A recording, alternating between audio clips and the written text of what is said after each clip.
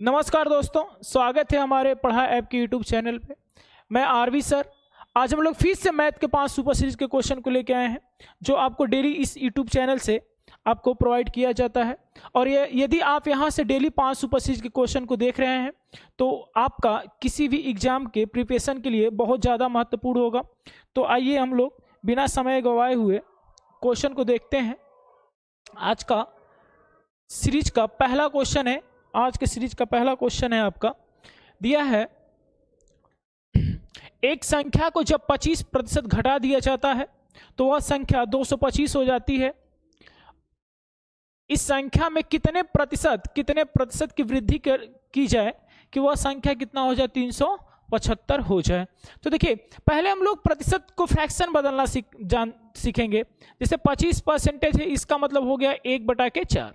25% का fraction value कितना होगा, 1/4। यानी कि बोला है कि 25% घटाया जाता है, यानी 4 में से 1 घटाया गया। कितना घटाया गया, 4 में से 1 घटाया गया। तो अब वो संख्या कितनी हो जाएगी, 4 में से 1 घटने के बाद 3 हो जाएगी। ये प्रारंभिक संख्या है और ये घटाने के बाद यानी अंतिम संख्या है। ये प्रारंभिक संख्या है, अंतिम संख्या। घटाने के बाद बोलना है 225 हो जाती है। हमारे हिसाब से 3 रेशियो मान है, उसके हिसाब से 225 है। तो 225 है, कितना गुना है इसका, 75 गुना है। 3 का कितने गुना है, 75 गुना है। तो आपका प्रारंभिक जो संख्या रही होगी वो संख्या आपका मान जो रहा होगा 75 का 4 गुना कितना हो जाएगा, 75 का 4 गुना आप कहोगे सर 300 हो जाएगा। वो संख्या कितनी थी, 300। बोल रहा है कितने परसेंटेज की वृद्धि कर दी जाए कि संख्या कितनी हो जाए, 375 हो जाए। तो 300 से 375 हो रहा है, 300 से 300 कितना हो रहा है, 75 हो रहा है। कितने की वृद्धि हो रही है, कहेंगे सर 75% की 75 की वृद्धि हो रही है। 75 की वृद्धि हो रही है कितने पे, 300 पे। तो जितने पे हो रही है बट्टा में कर देंगे, और प्रतिशत के लिए हमेशा मल्टीप्लाई करते हैं 100 से। 00 से 00 कट जाएगा। 75 3 में भाग करेंगे, 75 में 3 से भाग करेंगे तो आपका कितना परसेंटेज हो जाएगा, 25%। जो राइट आंसर होगा 25%। ऑप्शन नंबर ए आपका राइट आंसर होगा। एक बार फिर समझते हैं। कल को बोलेगा एक संख्या को 25% घटा दिया गया तो 25 की फ्रैक्शन वैल्यू 1/4, यानी 4 में 1 की कमी हो रही है। 4 में कितने कमी हो रही है, 1 की कमी हो रही है। तो 4 से वो संख्या 3 हो जाएगी। और उस संख्या दे रखा है 325, यानी 3 रेशियो का मान 225 है। तो ये कितना गुना है इसका, 75 गुना है। तो अगर 1 रेशियो का मान 75 है तो 4 रेशियो का मान कितना हो जाएगा, 300 हो जाएगा। अब 300 है, बोला संख्या 75 हो जा रही है। तो 300 से 375 होगा तो कितने की वृद्धि हो रही है, 75 की वृद्धि हो रही है। कितने पे, 300 पे। परसेंटेज के लिए 100 से मल्टीप्लाई कितना बढ़ जाएगा, 25% बढ़ जाएगा। ठीक है, आगे देखते हैं अगला क्वेश्चन। अगला क्वेश्चन है आपका, चलिए क्वेश्चन है, देखिए दिया है एक परीक्षार्थी को किसी परीक्षा में 20% अंक मिलते हैं तो वह 30 अंकों से क्या होता है, 30 अंकों से फेल हो जाता है। फिर बोल रहा है यदि 32% जब अंक मिलते हैं उसको तो कितने अंक ज्यादा लेता है, 42 अंक उत्तीर्णांक से अधिक ला पाता है। तो बोल रहा है परीक्षा में प्रतिशत अंक क्या होगा। इसमें 3 टाइप के सवाल आते हैं। कभी कभी आपसे पूछेगा कि परीक्षा का पूर्णांक ज्ञात कीजिए, परीक्षा में पास होने के लिए कितने अंक चाहिए, या परीक्षा में कितने परसेंटेज पास होने के लिए चाहिए। तो आइए तीनों सीखते हैं हम लोग। देखिए 20% अंक पाया तो कितने अंक से फेल हो गया, 30 अंकों से फेल हो गया। अगर हम कह दें कि 20% अंक पाया होगा, 30 अंक से फेल हुआ, अगर 30 अंक उसको दे दिया जाता तो क्या हो जाता, पास हो जाता। क्या हो जाता, पास हो जाता। और यदि 32% अंक पा करके 42 अंक अधिक ला दिया, यानी कि 32% जो अंक पाया 42 अंक अधिक लाया, वो अगर 42 अंक उसमें से निकाल दिया जाए तो क्या हो जाएगा, सिर्फ और सिर्फ क्या बचेगा, वो पास बचेगा। यहां से देखिए परसेंटेज को परसेंटेज से घटाएंगे और जो अंक है उसको एक तरफ।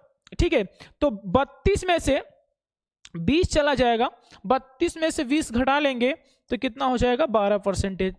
बराबर क्या हो जाएगा, ये 42 इधर आएगा तो माइनस है तो प्लस हो जाएगा। 30 और 42 जब ऐड करेंगे तो 72 हो जाएगा। यहाँ से 1% का मान निकालेंगे तो 12 से काटेंगे तो 6 आ जाएगा। 1% की वैल्यू 6। तो कल को अगर पूछे कि कुल पूर्णांक क्या होगा, टोटल नंबर पूछेगा, टोटल नंबर कितना उस परीक्षा का पूर्णांक था, तो 1% का मान 6 है, तो 100% का मान कितना हो जाएगा 600। भाई 1% का मान 6 है, तो कुल जो होता है 100 होता है, तो 100% का मान 600 हो जाएगा। ये हो जाएगा कुल पूर्णांक। अभी कभी पेपर में आपको पूछेगा तो कुल पूर्णांक कितना हो जाएगा 600। फिर यदि पूछेगा पास होने के लिए कितने परसेंटेज की, जैसे इसमें पूछा है पास होने के लिए कितने प्रतिशत की आवश्यकता है, तो परसेंटेज। अब मेरी बात समझिएगा थोड़ा सा, 1% का मान 6 है, यानी 6 नंबर बराबर 1%, 6 नंबर बराबर 1%, तो 30 नंबर का मान कितना हो जाएगा 5%। समझिएगा, देखिए 6 नंबर बराबर 1%, तो यहाँ पे 30 नंबर है, तो 30 नंबर अगर 6 से भाग करेंगे तो कितना हो जाएगा 5%, यानी 6 नंबर बराबर 1%, तो 30 नंबर बराबर 5%। तो पास होने के लिए 20 और 5 कितना, पास होने के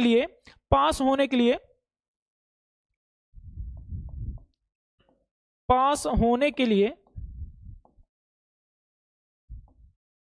कितने परसेंटेज चाहिए, तो कहोगे सर 25% पास होने के लिए चाहिए। टोटल कितने चाहिए 25%। कैसे, देखिए 6 नंबर बराबर 1% है, तो 30 नंबर बराबर कितना 5% है, और 20 है, 20 5 कितना 25%। अब कल को पूछेगा कि पास होने के लिए नंबर कितने चाहिए, पास होने के लिए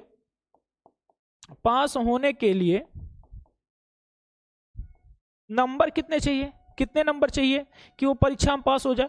तो पास होने के लिए नंबर अगर पूछेगा तो 1% का मान 6 है, तो 20% का मान कहोगे सर 120 हो जाएगा।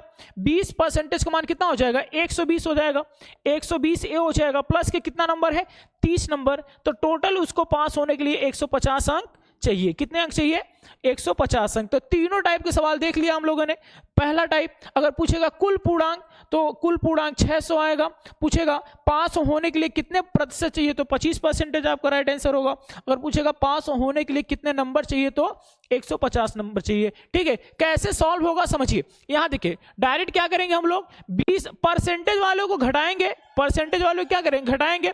32 में से 20 चला जाएगा 12% होगा, 32 में से 20 चला जाएगा 12%, बराबर हो जाएगा। और अंकों को जोड़ देंगे ना, अंकों क्या करेंगे जोड़ देंगे, तो 30 और 42 जब जोड़ेंगे तो 72 हो जाएगा। यहां से 1% का मान डायरेक्ट निकालेंगे, 12 6 का कितना हो जाएगा 12 6 के 72, 6 आ जाएगा। 1% का मान 6 आ जाएगा। ठीक है, या 6 नंबर बराबर 1%, तो 30 नंबर बराबर 5 यहां से हो जाएगा। तो यहां से अगर 5% हो गई तो 20 और 5 कितना हो जाएगा 25%, और ऑप्शन नंबर कौन सा हो जाएगा सी आपका राइट आंसर होगा। ठीक है, या तो आप ऐसे सॉल्व कर सकते हैं, या तो देखिए क्वेश्चन बहुत आसानी से बना लेंगे हम लोग। परसेंटेज को परसेंटेज से घटा लेंगे और जो अंक होंगे उनको क्या करेंगे जोड़ देंगे। तो 12%, या देखिए 32 में से 20 चला जाएगा 12%, और इनको जोड़ेंगे तो कितना हो जाएगा 72। 1% की वैल्यू 6 आ गई, यानी 6 नंबर बराबर 1%, तो 30 नंबर बराबर आपका कितना हो जाएगा 5%। तो यहाँ पे 20 और 5 जोड़ देंगे कितना हो जाएगा 25%। कल को अगर पूर्णांक पूछेगा तो यहाँ 1% का मान 6, तो 100 का मान कितना हो जाएगा 600। पास होने के लिए कितने नंबर चाहिए, तो 1% का मान 6, तो 20 का मान कितना हो जाएगा 120 में 30 जोड़ देंगे 150 हो जाएगा। तो आप चाहे तो ऐसे लगा सकते हैं, बट देखिए परीक्षा हाल में आप ऐसे ही करेंगे तो ज्यादा अच्छा रहेगा। ठीक है, आगे बढ़ते हैं, अगला सवाल देखते हैं।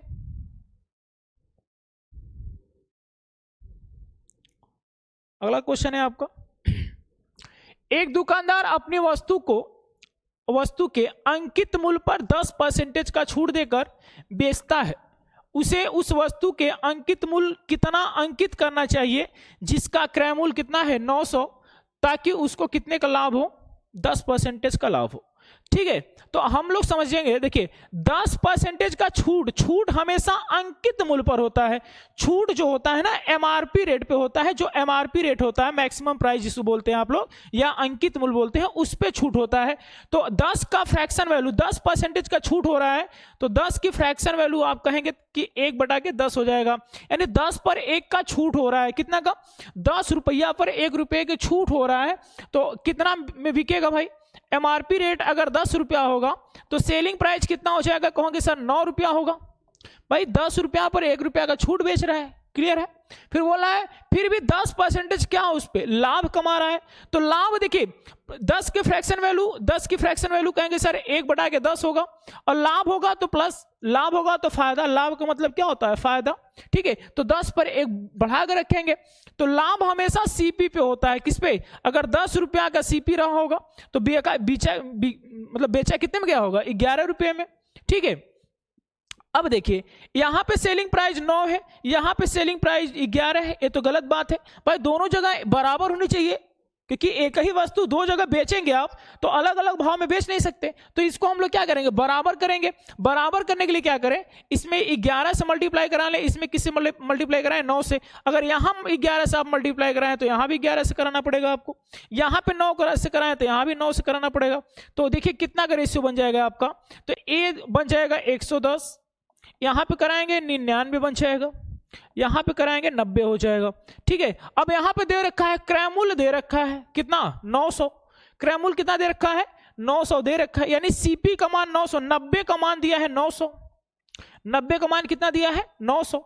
कितना गुना होगा इसका ही कितना गुना होगा 10 गुना, कितना गुना हो जाएगा 10 गुना। आपसे पूछ रहा है अंकित मूल्य क्या रखेगा, तो अंकित मूल्य देखिए 1 का मान 10 है तो यहां पे 110 का मान इसमें 10 से मल्टीप्लाई करा देंगे, तो 10 से मल्टीप्लाई कराएंगे तो कितना हो जाएगा 1100 जो आपका होगा एमआरपी रेट होगा, जो ऑप्शन नंबर डी में दे रखा है, ठीक है। उम्मीद है समझ पाओगे। देखिए फिर से क्या है, छूट दे रहा है, छूट हमेशा एमपी पे दिया जाता है, तो 10 से 9 में बिकेगी वस्तु।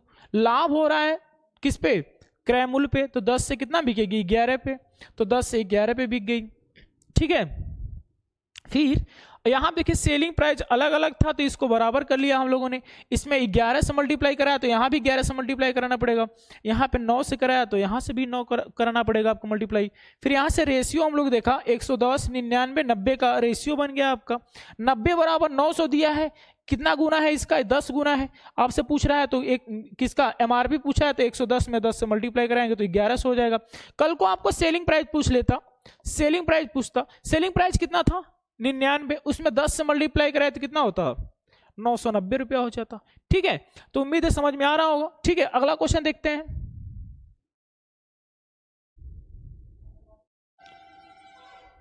अगला क्वेश्चन है आपका क्वेश्चन नंबर 4, और आप लोग थोड़ा सा और मेहनत कीजिए ताकि पेपर जो भी आएगा, क्योंकि यूपी पुलिस का पेपर होने वाला है, ठीक है, तो उसके लिए भी आप लोग प्रिपरेशन करते रहिए और इस सीरीज को ज़्यादा ज़्यादा शेयर कीजिए ताकि आपके दोस्तों को भी यहाँ से कुछ न कुछ फायदा होगा, ठीक है। देखिए ये बोला है इसमें गुणनफल में अभाज्य गुणनखंडों की संख्या ज्ञात कीजिए।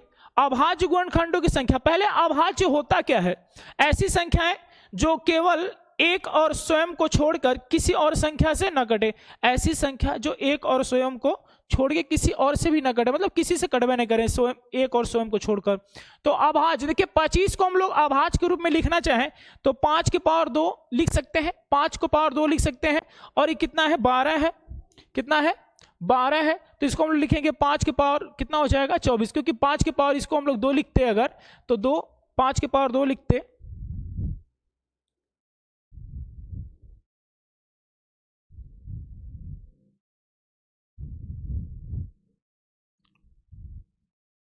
इसको हम लोग 5 की पावर 2 लिखते और 12 से गुणा करते तो 2 के पावर 5 की पावर कितना हो जाता 24 हो जाता।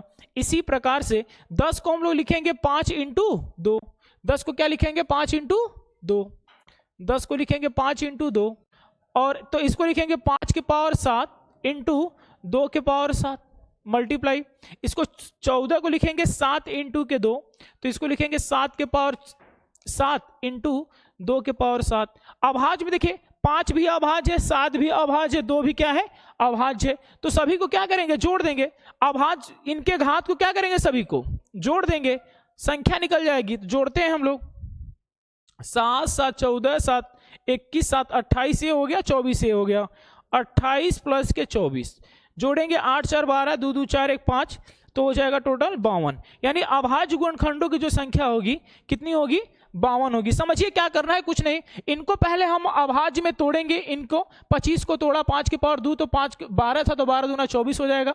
10 को लिखा हमने 5 इंटू 2 तो 5 की पावर 7 इंटू 2 के पावर 7 रह जाएगा। 14 को लिखा 7 इंटू 2 तो 7 के पावर 7 और 2 के पावर 7। सभी के घात को जोड़ देंगे तो हमारा अभाज्य गुणनखंडों की संख्या पता चल जाएगी, जो ऑप्शन नंबर सी में दे रखा है। ठीक है, अगला सवाल है आपका, आज के सीरीज का लास्ट क्वेश्चन है। ठीक है, देखते हैं। क्वेश्चन है आपका, 4 घंटियां हैं जो 4, 6, 8, 14 सेकेंड के अंतराल पर बजती हैं। वे 12 बजे एक साथ आरंभ करती हैं बजना। तो बोला पुनः कितने समय में एक साथ बजेंगी। तो देखिए ऐसा क्वेश्चन आपका एलसीएम का क्वेश्चन है, या तो आपसे बोलेगा 4 घंटियां बजती हैं, 4 धावक एक वृत्ताकार मैदान में दौड़ते हैं एक ही स्थान से, या बोल देगा कि 4 जो होता है आपका सिग्नल लाइट देखे है ना, या तो बोल देगा 4 सिग्नल है जो लाइट मतलब ग्रीन और येलो जो होता है वो जलती हैं। तो ऐसे सवाल आएंगे तो आप समझ जाइएगा क्या निकालना है, इनका एलसीएम निकालना है। क्या निकालना है? एलसीएम निकालना है। ठीक है, तो हम लोग देखिए 4 है, 6 है, 8 है और क्या है 14 है। एलसीएम निकालने के लिए इनको हम लोग ब्रेक करेंगे किसमें? अभाज्य में। तो हम 4 को हम लोग लिख सकते हैं 2 के पावर कितना 2, 6 को लिख सकते हैं हम लोग कितना 2 इंटू 3, 8 को लिख सकते हैं 2 के पावर 3 और 14 को लिख सकते हैं 2 इंटू 7। तो देखिए सभी को लेना पड़ता है, सभी घात को, तो इसमें से क्या क्या लेंगे? 7 ले लेंगे एक और 3 ले लेंगे और 2 के पावर कितना 3, तो 7 3 के कितना हो जाएगा 21 हो जाएगा ये, और 2 के पावर 3 कितना हो जाएगा 8। गुणा कराएंगे जब हम लोग तो ये आपका हो जाएगा 168। ये कितना है? सेकेंड। 168 सेकेंड का मतलब हो गया 2 मिनट 48 सेकेंड, 2 मिनट 48 सेकेंड। ठीक है, 12 बजे अगर बजी होगी तो 2 मिनट 48 सेकेंड बाद फिर से बजेगी। अगर वो 12 बजे बजी होगी, बोला है ना कि 12 बजे बजी है, तो कितने समय बाद बजेगी? 2 मिनट 48 सेकेंड बाद। तो कितना बजे बजेगी फिर? 12 बजकर कितना 2 मिनट और 48 सेकेंड पर फिर से दोबारा बजेगी, जो ऑप्शन नंबर ए में दे रखा है। ठीक है, तो दोस्तों ये समझ में आया होगा आपको। ठीक है, आज के लिए बस इतना ही। ये वीडियो अपने साथियों में ज़्यादा शेयर कीजिए ताकि उनको भी 5 सुपर सीरीज के क्वेश्चन डेली मिले। ठीक है, आज के लिए बस इतना ही।